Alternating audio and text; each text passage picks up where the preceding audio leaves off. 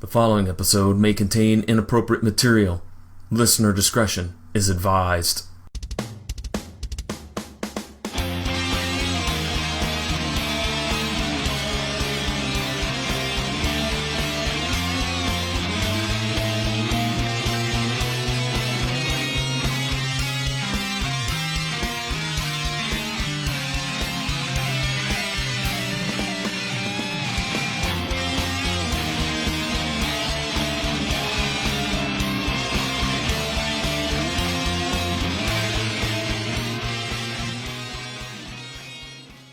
Everybody, welcome to Mattalk episode 2. It's me and John. We're back. We're here to chat all things Matlock like we always do. How you doing, John? I'm doing well, Jason. How are you, man? I'm great, man. I have a lot of podcasting stuff coming up in the next week. Yeah, we talked off air. This is the week from hell, so to speak. Because you have a lot of projects going on. I got a lot of projects going on. I mean, I love doing it. Don't get me wrong, but I'm kind of looking forward to just taking a day off, with all due respect to my beloved craft. You know what I mean? Yeah, me too. I took over the social media for 3 Geeks, and that's kept me pretty busy. Yeah, most definitely. You know what? Let's talk about some of those other projects real quick before we talk about what we got on tap today. Of course, you can find my personal podcast at pvdcast.com. It's where I sit down and chat with lots of different people that are affiliated with my passions, whether that's hockey or movies or wrestling or comics. And you can find the podcast at, as I mentioned, my website, pvdcast.com, or any major podcasting platform. And Jason, you have a project that you'd like to talk about too. Yeah, 3 Geeks Podcast. I went and I made it so much easier to listen to us. All you need to do is go to 3geeks.ninja. Everything plays right there on the homepage. There's also links if you want to go to iTunes and all the other places that we are. You can do it all from our website, 3geeks.ninja. You know, I'm going to give you a lot of props, and I really mean this. I appreciate all the hard work you put into procuring a guest for this episode. That's right. If you were hoping that we were going to review episode 2 of Matlock season 1, nope, we're going to take a sidestep. We have found somebody, not just anybody, but somebody that played an integral role in the pilot episode that we talked about last episode. Yeah, maybe my favorite part next to Andy Griffith. Yeah. So we managed to ask Miss Lori Lethin to come on and chat with us about Matlock and also a lot of her other projects that she worked on, because as a kid of the 80s, I remember her in some other TV projects, and I can't wait to ask her about those projects because they're kind of near and dear to my heart. And Jason, man, let me ask, how did you find Lori, so to speak? I guess that's the easiest way to ask it. How did you find her? I went on Facebook and I looked. I found somebody in California. I clicked on it. And then I noticed that she had a picture from a con on there from one of the horror cons that she went to, probably for Return to, what's that movie called? Oh, it's Return to Horror High. Yes, I saw that. I'm like, this has got to be her. I sent her a message. I didn't get anything back for a couple days, but I've learned just to wait and be patient. And sure enough, she got me back, and we've been trying to figure this out. We were hoping to have her on for the pilot episode, just scheduling didn't work. But we got her now. Yeah, and we're very, very excited to bring you this sit-down interview. And you know what? You're like a regular Conrad McMasters. I mean, you're tracking down the guests. I'm sorry, Tyler Hudson. My bad. Thank you. Okay, boy, we're gonna get some flack for this, aren't we? That we're both Tyler Hudson guys, aren't we? Maybe, but I don't care. Conrad is the weaker of the two. You could fight me on it, but obviously Tyler Hudson was Matlock's first choice because he's on the show first. So that's all I'm saying. That's all I'm saying. We're just sticking with what Ben's favorite as well. Okay, you know what? Let's do it this way. Let's say it this way. Tyler Hudson got stuff done, but Conrad McMasters was the comedic relief for the show. Can we at least agree to that? Sure, but I'm going to say this. If my wife ever went missing, I'm hiring Tyler Hudson over first Conrad Master. Okay, you know what? Yeah, I agree with you on that one. So, all right, hopefully we didn't alienate a bunch of listeners. So if you are on Team Tyler or on Team Conrad, no matter what side you're on, we appreciate you listening. And you know what, Jason? Let's get to our conversation with Lori Lethin talking about Matlock and all of her other projects. Jason, on the line with us tonight is our very special guest, Miss Lori Lethin. Lori, how are you this evening? I'm doing great. Doing well. It's not quite evening where I am. But I'm doing great. Yes, I did forget about the time difference in LA, didn't I? Yeah. Well, actually, I'm not in LA. I'm on an island, but it's LA time. I'm on Catalina Island. Oh, is it a little vacation time? No, it's not. We've had a house here for the last 40 years, and it is a vacation island.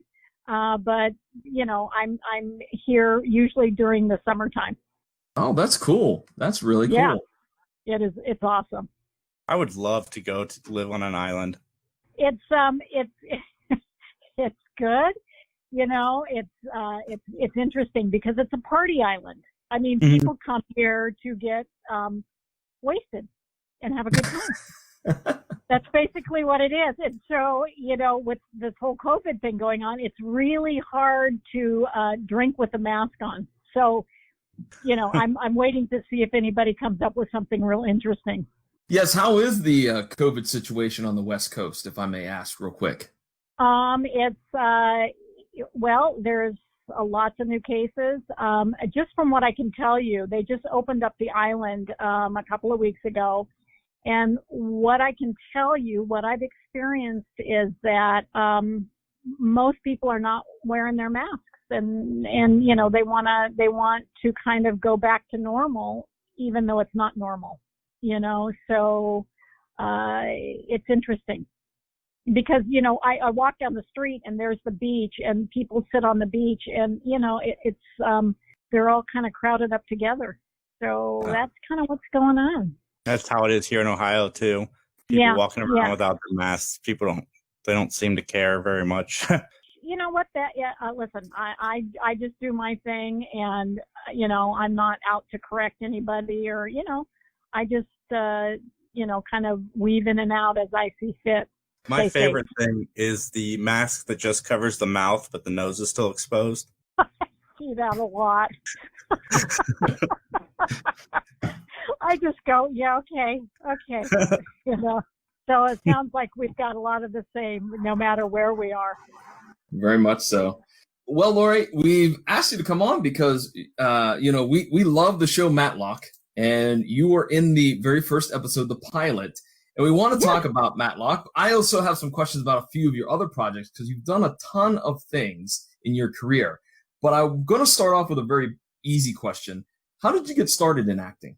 Okay, so the very island I'm talking about is where I was over here. My parents used to run a place called the Sand Trap, which is still going. It's kind of a midway stop between the golf course. You know, you tee off and then you hit the Sand Trap about halfway through and sit down and have a beer and serve food. So that's where I worked. And I had a friend over here, and I was one day I was looking at commercials on television, and I thought I could do that.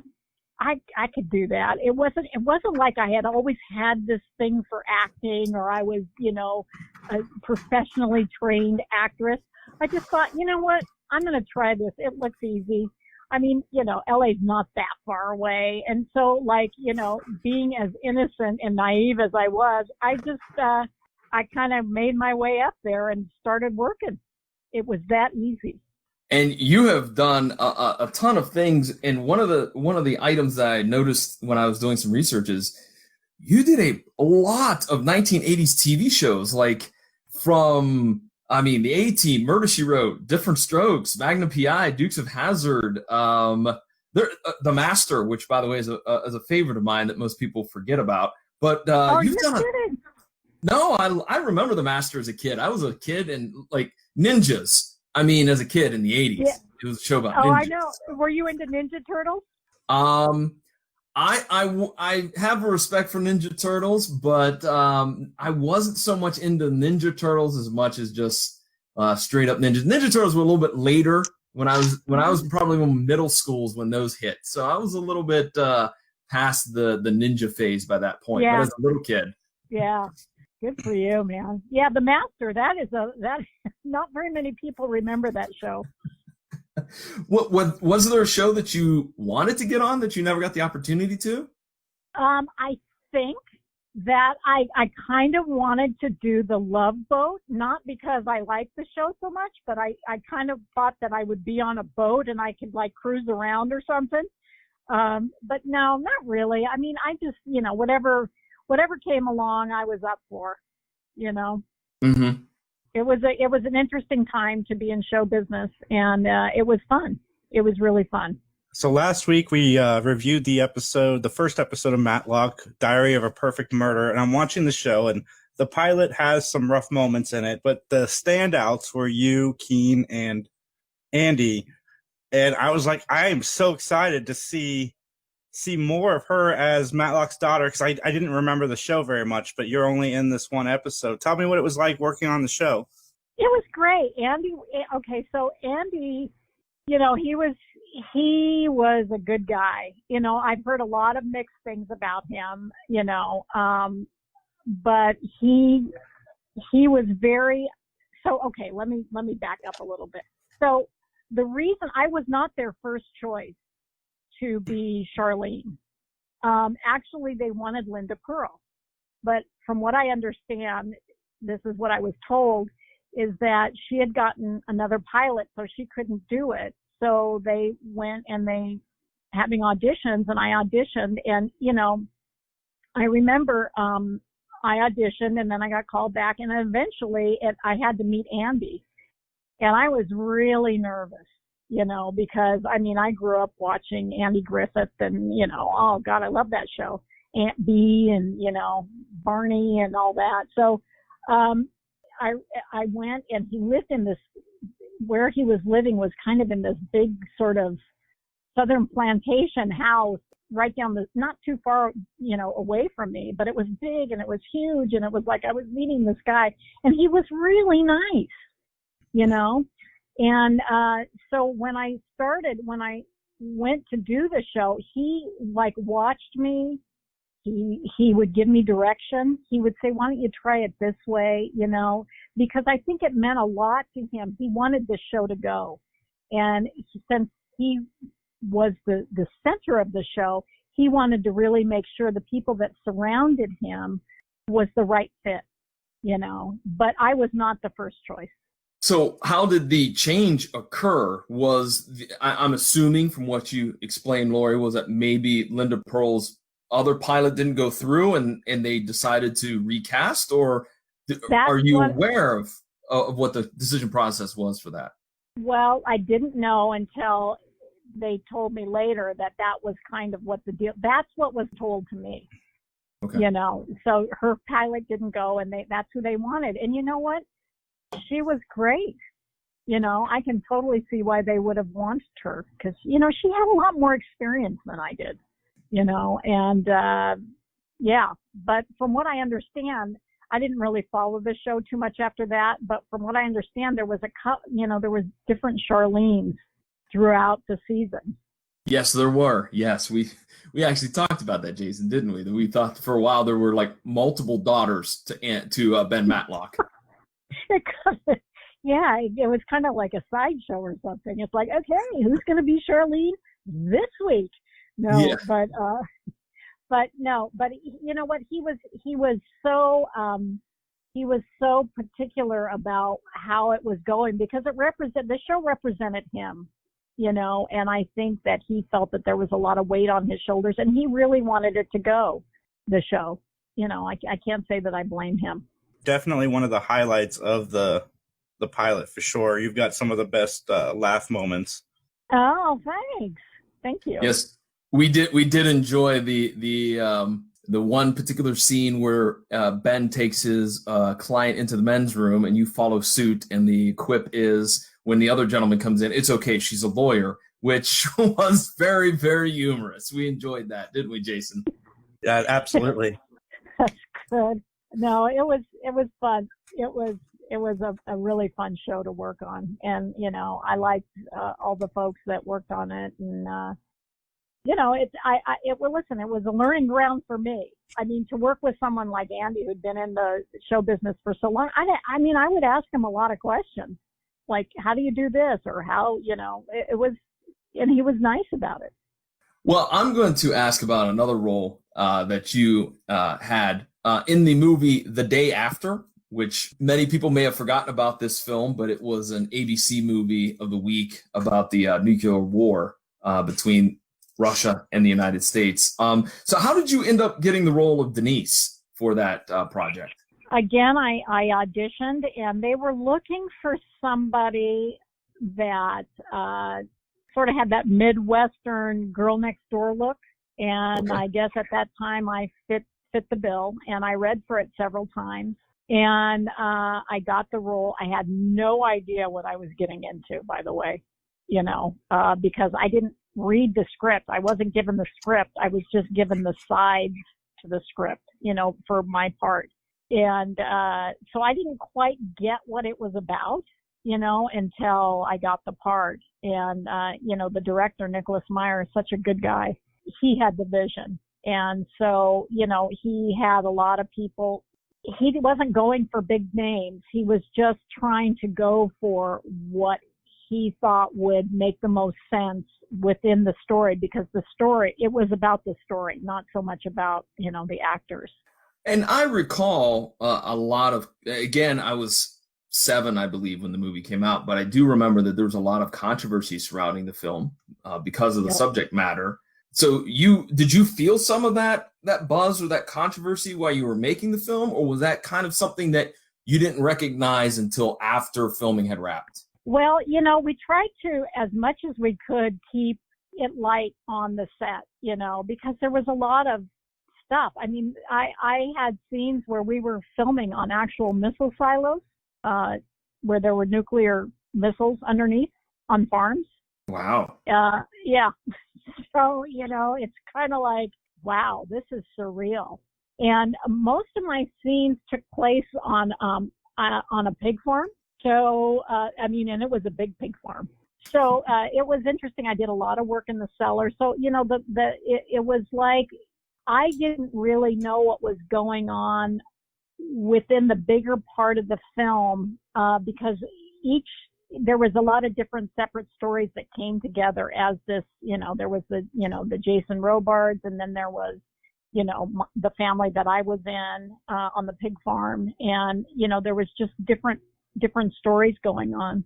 But I think that the scene that was hard to do, where I actually felt, when I actually went back to my room and really cried, was the scene where I escaped from the cellar and I go out into the nuclear fallout after the bomb had gone out, and I was in total denial, and I tripped over a dead cow, and Steve Gutenberg comes after me and brings me back down, and I'm kind of in this other world, and that was tough.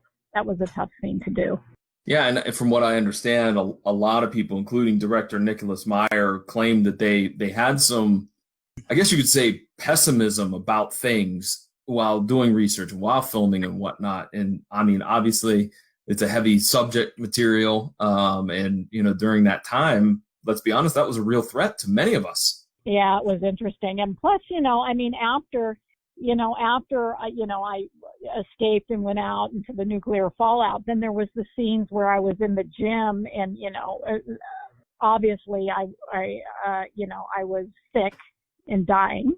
And, I remember getting the makeup applied and the wig and everything. And it was like, oh my God, this is horrible.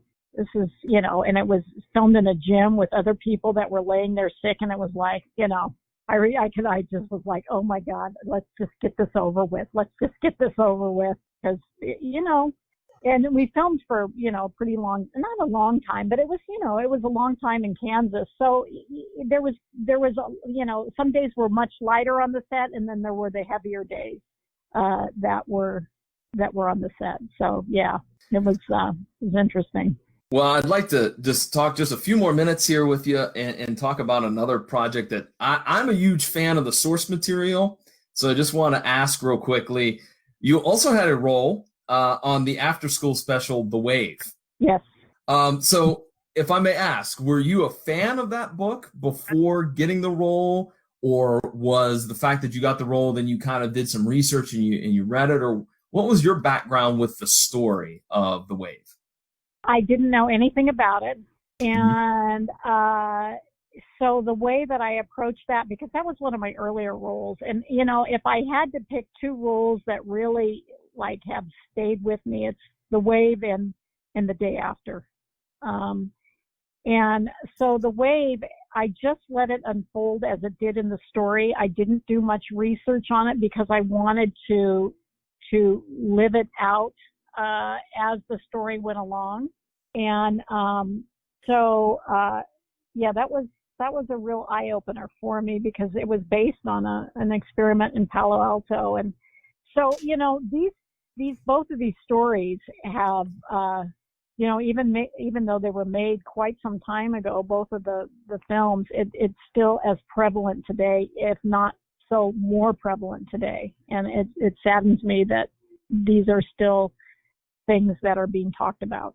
Yeah, most definitely. If I may ask, when they decided to go ahead and start shooting The Wave, was there any difference in the way in which they produced it, say, rather than The Day After or your episode of Matlock or whatnot? Did you notice that because it was one of your first roles, or did you not notice that there were any major differences? Well, it was an after-school special, so it was a much shorter shooting schedule. Mm-hmm. And it was basically a lot of the stuff was shot in a classroom, so it wasn't a lot of different places that you had to go shoot, a lot of different locations. And because it was in a classroom, we got all kind of close and stuff. So it really, the way that I kind of remember that it was shot more in sequence than anything. So it sort of unfolded, like I said, as it went along, and Bruce Davidson was just great in that. And, we were friends, I haven't seen him in quite some time, but he was just such a good guy, and he kind of guided us all. I want to ask about a post-acting career, but first off, you worked with a lot of people in the 80s. You actually worked with two of the three men from 3 Men and a Baby. Is there anybody that you wanted to work with that just never got to cross paths with? Probably Greg Harrison, because he's a fellow Catalina guy. I think he was, what was that show he was in? Trapper John, MD, I think. Oh, yeah. I think you're correct. Yeah. Yeah, him. Because he from what I understand, he lived right down the street from where I lived over here. And, two actors coming off the same island, that's something, And the question that I know a lot of people have is, how awesome is Tom Selleck's mustache? It is so good. And it was so perfect. I couldn't believe it. It's like, how did you get that perfect mustache? He was a good guy. Not everybody can pull off a mustache either. I know. I mean, it was a really good mustache. Definitely. So it looks like you went back to school after you left acting? I did. And got my degree in psychology and practiced that for a while. And right now I'm just laying low, taking it easy. Very cool. Well, one final question, Lori, and then we'll wrap things up. If anyone came to you that was an aspiring actor or actress and they asked for one piece of advice, what advice would you give them? Just, just keep showing up. Just keep showing up, because I remember back then it's like so many people based, if they got the job or not on who they were. And you know what? It's just a job. If you don't get a job, it doesn't reflect who you are as a person. It just means you weren't right for the job, so just keep showing up. Well, there you go. Absolutely. Yeah. Great advice. Yes, most definitely. Lori, do you have any social media outlets or anything that you would like to plug real quick? No, not really. Okay. I'm good. I'm around. If people want to find me, they end up finding me, just like you guys did. I did. I typed in the name and hoped that I had the right person. Yeah, no, you did, and then you were persistent, and you know what? We eventually hooked up for today, so it was great. It was. Thank you so much for getting back to me too. Oh, you're so welcome, and good luck with your podcast. Thank you. Thank you, Okay. Lori Lethin. Once again, we appreciate you taking some time out of your busy schedule to sit down and chat with us. Thank you so very much. All right, my dears. I'll talk to you soon. All righty. Be Bye-bye. safe. Bye-bye. Wow, that interview was awesome. I think we could have sat there and talked to her for at least another hour. Like, we didn't even scratch the surface of her career or even what she's been doing since acting. Yeah, you know what? We didn't get a chance to talk about the fact that she was in multiple horror movies in the 80s, such as Return to Horror High and The Prey, Bloody Birthday. I also feel, real quickly, if I may, Jason, I don't know if I actually explained what the project called The Wave was all about. It's a book that chronicles a real, true experiment that was done in California. A sociology teacher created this kind of Nazi Germany-like role-playing for his high school history class to try to show kids you can blindly follow a leader, in that if you're not careful, you can easily just end up doing really bad things because that's what the crowd is doing. You know what I mean? And so when they made it into a after-school special, it got a little more notoriety, I think, than when the book came out the first time. But I apologize for that. I didn't even give a summary. Some people might have been really confused or thought it was about surfing or something. Yeah, we didn't ask about the behind the scenes of Murder, She Wrote. Maybe somebody had told her, Jessica Fletcher is really the one doing these crimes. And maybe that was something that they were already planning that just never got to execute it. Yeah, maybe she knows. Maybe she knows the truth about Jessica Fletcher. Who knows? But an absolute lovely lady. Yes, we again appreciate Lori Lethin coming on again and talking with us. It was awesome. Really, really appreciate it. But Jason, let's go ahead, man. Let's start wrapping things up. You want to give some plugs and some social media and where folks can find Three Geeks Podcast and all that jazz. Yeah, I made it easy. As I said at the beginning of this, just go to 3geeks.ninja. I got everything on our homepage. You can listen to our podcast. You can even listen to Mattalk. It's the second one down, and eventually you'll get to listen to the PVD cast too, because it'll be the third one down. There's so many things happening on the Three Geeks website. You can even get the link straight to the audio feeds. And from yours truly here, of course, pvdcast.com, as I mentioned at the beginning of the episode, is the online home of yours truly, where you can listen to all the episodes that I have in my very large catalog. And, of course, it's also available through all the major podcasting platforms. If you would like to connect with me, go to the Facebook page for the PVD Cast. Again, just search for PVD Cast. Or I am on Twitter. My own personal Twitter handle is @PVDMVP. And the PVD Cast is even on Instagram. Just go and search for PVD Cast. And with that, Jason, anything else you wanna say before we get on out of here? Like Mattalk on Facebook. Email us. It's benmattalk, BENMATTALK @gmail.com. We'd love to hear from you. And you know what? Do us a favor. If you like what you're hearing, tell everybody about it. Word of mouth is the best advertising, and we would really, really greatly appreciate it if you did. And with that, then, ladies and gentlemen, as they say in the courtroom, nothing further.